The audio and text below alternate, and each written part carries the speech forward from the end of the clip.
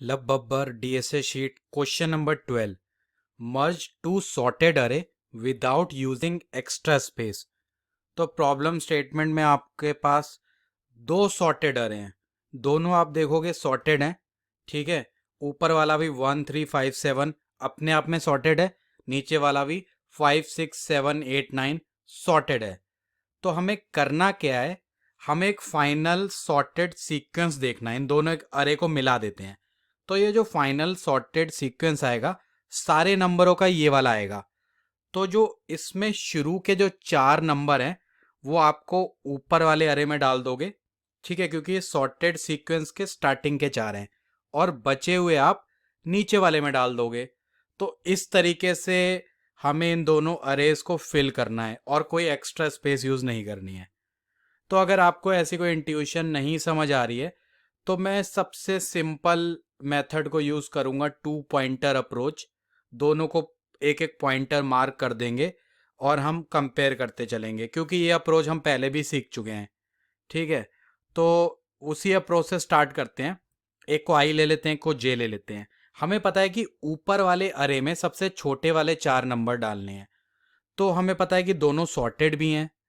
तो जो दोनों अरे का जो पहला पहला एलिमेंट है उसे कंपेयर कर लेते हैं। उसमें से जो छोटा वाला होगा वो ऊपर वाले में होगा, लेकिन अगर आप देखो ऊपर 1 है नीचे 0 है, तो स्वैप कर दो। सबसे सिंपल कॉन्सेप्ट है, स्वैप कर दो और ऊपर वाले अरे में पोजीशन को एक आगे बढ़ा दो। ठीक है, क्योंकि हमें पता है कि ऊपर वाले को हम अगर सही कर लेंगे, फिल कर देंगे, तो नीचे वाला तो ऑटोमेटिकली हम सेट कर देंगे। तो पहले ऊपर वाले का सीक्वेंस सही करते हैं। अब आपको मैंने बोला है कि कंपेयर करना है, लेकिन कंपेयर करने के लिए कंडीशन थी कि दोनों सॉर्टेड थे, तभी तो हम कंपेयर कर रहे थे। हमें पता था कि सबसे छोटा सीक्वेंस आई के पास है और सबसे छोटा सीक्वेंस जे के पास है। लेकिन स्वैपिंग से एक ऐसा हो सकता है कि नीचे वाला जो अरे आपने चेंज करा, हो सकता है कि वो सॉर्टेड ना रहे। तो आपको अपने आप से क्वेश्चन पूछना है कि इज इट सॉर्टेड। अगर वो सॉर्टेड लग रहा है तो कोई बात नहीं, आगे बढ़ो। आगे मैं आपको दिखा दूंगा कि कैसे नीचे वाला अरे आपका सॉर्टेड नहीं रहेगा, और उस केस में क्या करोगे वो भी हम देख लेंगे। तो अभी हम कंपेयर करते हैं, 3 और 1 को कंपेयर करते हैं। तो हमें साफ साफ दिख रहा है कि जे के पास 1 है, आई के पास 3 है। तो हम 1 को ऊपर आई के पास भेज देते हैं। ठीक है, तो स्वैप कर देते हैं। तो स्वैप करने के बाद ऊपर 1 आ गया और नीचे 3 आ गया, और ऊपर आई को एक बढ़ा देते हैं, क्योंकि आई तो हम ऊपर वाला तो हम करेक्ट फिल करते जा रहे हैं, तो एक आई को एक इंक्रीमेंट कर देते हैं। अब नीचे वाला क्या सॉर्टेड है? साफ साफ दिख रहा है कि नीचे वाला सॉर्टेड नहीं है। सबसे पहली पोजीशन में 3 आ गया, सेकंड पोजीशन में 2 आ गया। लेकिन आप नीचे वाले को सॉर्ट कैसे करोगे? या तो अरेज डॉट सॉर्ट जो जावा में होता है या किसी भी लैंग्वेज में सॉर्टिंग कर दो।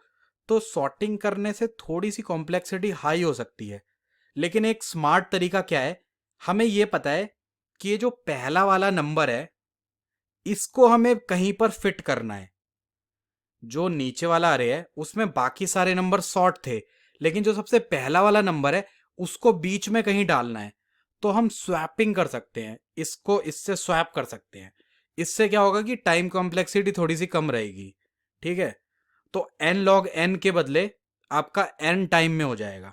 ठीक है, सॉर्टिंग में थोड़ी सी कॉम्प्लेक्सिटी हाई हो जाती है। हमें पता है कि बाकी वाला पार्ट सॉर्ट है, तो स्वैप कर दो।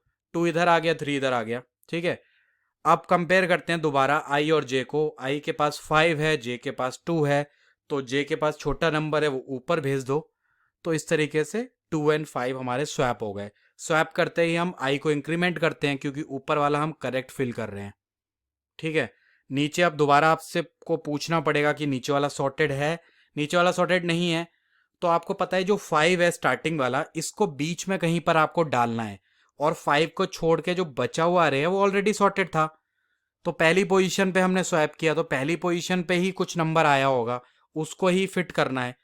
तो स्वैप करते हैं और 3 को यहाँ ले आते हैं। ठीक है, अब दोबारा आई और जे को कंपेयर करेंगे, और जे के पास 3 है, आई के पास 7 है, तो 3 को ऊपर भेजेंगे और स्वैप कर देंगे।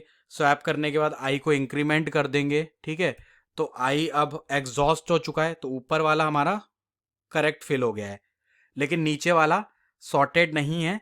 तो आपको करना क्या है, 7 को उठा के बीच में कहीं प्लेस करना है।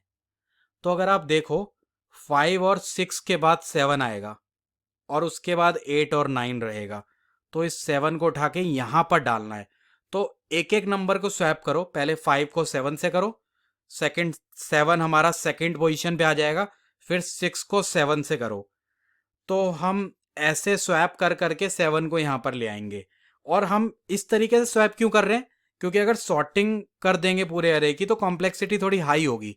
ये स्वैप कर करके आप थोड़ी कम कॉम्प्लेक्सिटी में इस 7 को बीच में डाल सकते हो, क्योंकि हमें पता है कि बचा हुआ अरे सॉर्टेड है, बस पहले नंबर को कहीं बीच में फिट कराना है। ठीक है, तो टाइम कॉम्प्लेक्सिटी हमारी होगी क्या, क्या हो जाएगी, आपने 7 को बीच में फिट कर लिया है तो time complexity n into m हो जाएगी, क्योंकि हमने ऊपर के n एलिमेंट्स को एक एक करके विजिट किया और नीचे के हमने वर्स्ट केस में जो पहला नंबर था उसको हमने स्वैप करते करते सबसे लास्ट में भी डाल देंगे, तो वर्स्ट केस में हमारी time complexity n into m हो जाएगी, क्योंकि हर स्वैपिंग के बाद हम m नंबर्स को विजिट करेंगे वर्स्ट केस में। ठीक है, और इसमें कोई एक्स्ट्रा स्पेस यूज नहीं करी है, तो कांस्टेंट स्पेस में हमने सारा अपना काम करा है। तो जल्दी से कोड पे आते हैं।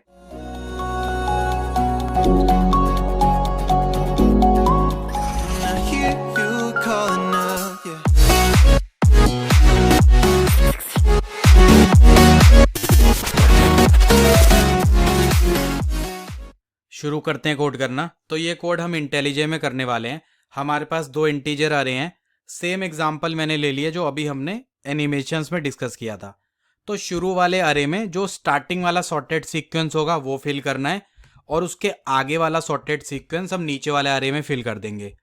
और ये कोड स्टार्ट करने से पहले मैं बताना चाहूँगा ये काफ़ी ऑप्टिमाइज सॉल्यूशन है, और इंटरव्यू पॉइंट ऑफ व्यू से ये काफ़ी इंट्यूटिव सॉल्यूशन है और आपका इंटरव्यूअर भी सेटिस्फाई हो जाएगा।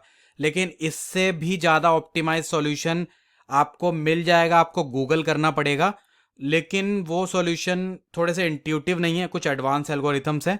अगर आप चाहो तो देख सकते हो, वरना इंटरव्यू में इस सॉल्यूशन से मेरे हिसाब से काम चल जाएगा। आपके पास एक्स्ट्रा टाइम है तो आप और इंट्यूशन डेवलप कर सकते हो और एडवांस एल्गोरिथम जाके देख सकते हो, बट ये काफ़ी हद तक ऑप्टिमाइज सॉल्यूशन है। तो हम करने क्या वाले हैं, तो सबसे पहले एक आई और जे बना लेते हैं। ठीक है, आई हमारा 0 पे है, जे हमारा 0 पे है। ठीक है, तो हमें करना क्या है, हमें सबसे पहला वाला जो इंटीजर आ रहा है उसको पहले फिल करना है, नीचे वाला तो ऑटोमेटिकली फिल हो जाएगा। तो i इज लेस देन, पहले साइज देख लेते हैं, पहले का साइज n होगा। ठीक है, जल्दी से मैं लिख लेता हूँ, और दूसरे का साइज m होगा जो हमारा अरे 2 है। ठीक है, तो पहले वाले को फिल करेंगे, जब तक i आपका n से छोटा है तब तक हम स्वैपिंग करेंगे, और जब पहला वाला फिल हो जाएगा तो हम एज्यूम कर लेंगे कि हाँ नीचे वाला भी हमने ऑटोमेटिकली फिल हो गया है। तो आपको करना क्या है, सबसे पहले आप जो पहला वाला आ रहा है उसका अगर नंबर ऑलरेडी छोटा है, उसका जो पहला नंबर है पहली पोजीशन पे ऑलरेडी छोटा है, तो हम क्या करेंगे, हम स्वैपिंग नहीं करेंगे, है ना, तो हम बस i प्लस प्लस कर देंगे। लेकिन अगर हमारा ऊपर वाले जो इंटीजर अरे है, जो ये अरे 1 है, इसमें नंबर हमारे पास बड़ा है, तो हम उसे स्वैप करके नीचे वाले अरे में डाल देंगे। ठीक है, तो स्वैप कैसे करते हैं ये मैं आपको बता चुका हूँ, पहले भी हमने काफ़ी बार स्वैपिंग करी है, अगर आप प्लेलिस्ट शुरू से देख रहे हो तो आपको पता होगा। तो पहले एक टेम्प वेरिएबल में स्टोर कर लेते हैं, फिर अरे 1 जो है उसमें हम क्या ट्रांसफ़र करेंगे, अरे 2 वाला एलिमेंट को डाल देते हैं, और उसके बाद हम अरे 2 जो है इसमें ये वाला टेम्प डाल देते हैं। तो ये स्वैपिंग हो गई, ये 3 स्टेप प्रोसेस होता है, और इस तरीके से हमने स्वैपिंग कर ली है। ठीक है, और स्वैपिंग करने के बाद हमें क्या करना पड़ेगा, स्वैपिंग करने के बाद भी हमें i प्लस प्लस करना पड़ेगा। ठीक है, लेकिन ये थोड़ा सा डुप्लीकेट कोड हो गया, तो आई थिंक ये ऊपर वाली कंडीशन लिखने की कोई ज़रूरत ही नहीं है, i प्लस प्लस दोनों में हो रहा है। तो एक काम करते हैं, बस ग्रेटर वाला चेक करते हैं और ग्रेटर में स्वैपिंग करते हैं। ठीक है, थोड़ा सा मैं इसको चेंज कर रहा हूँ इम्प्लीमेंटेशन।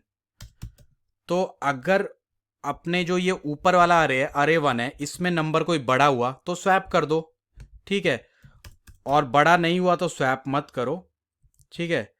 और बाकी आई प्लस प्लस तो आपको हर केस में करना है, तो ये इस ब्लॉक के बाहर लिख लेते हैं। तो ये थोड़ा सा क्लीन कोड है, ठीक है, क्योंकि हमें सिर्फ बड़े केस में ही स्वैपिंग करनी है, और छोटा केस होगा तो आई प्लस प्लस करना है, और बड़ा केस होगा तब भी आई प्लस प्लस करना है, तो कॉमन है, तो इस तरीके से लिख देते हैं।